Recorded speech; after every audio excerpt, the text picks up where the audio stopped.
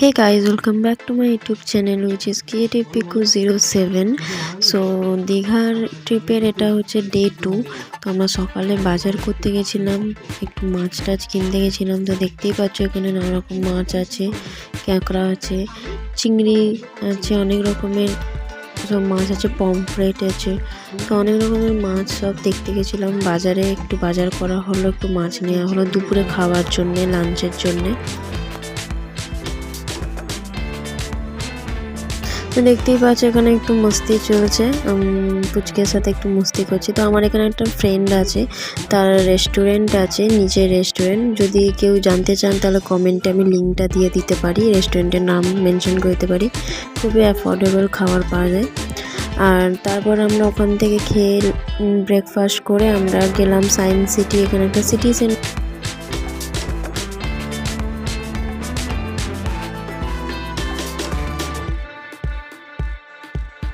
তো এখানে entry fees লাগে। এন্ট্রি ফিসটা আমি জানি না ঠিক কতটা, বাট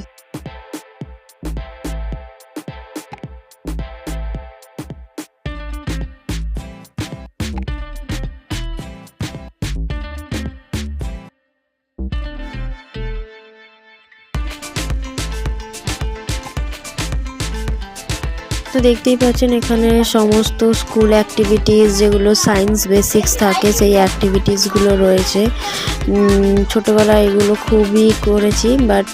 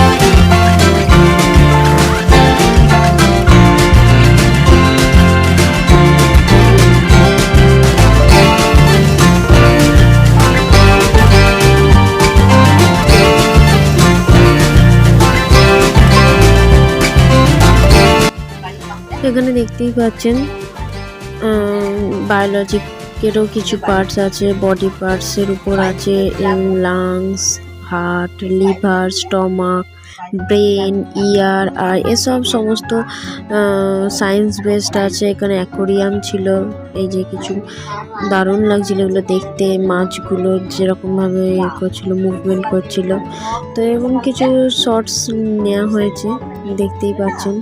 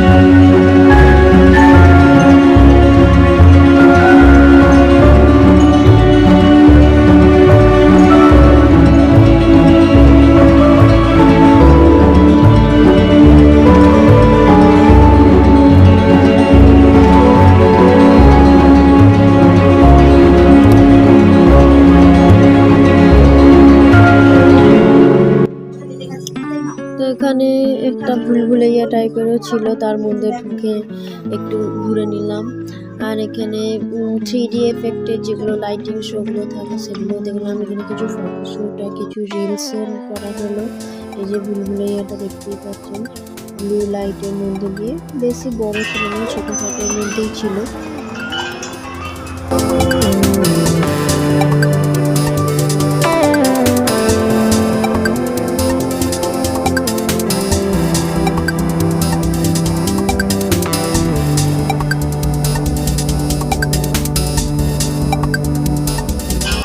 তো এই সায়েন্স সেন্টারটা অ্যাকচুয়ালি নিউ দীঘার মধ্যেই পড়ছে। তো নিউ দীঘা থেকে ওল্ড দীঘা ফেরার পথে এই যে আমাদের ফেমাস মমতা ব্যানার্জির তৈরি জগন্নাথ মন্দির, এটা বানানো হচ্ছে।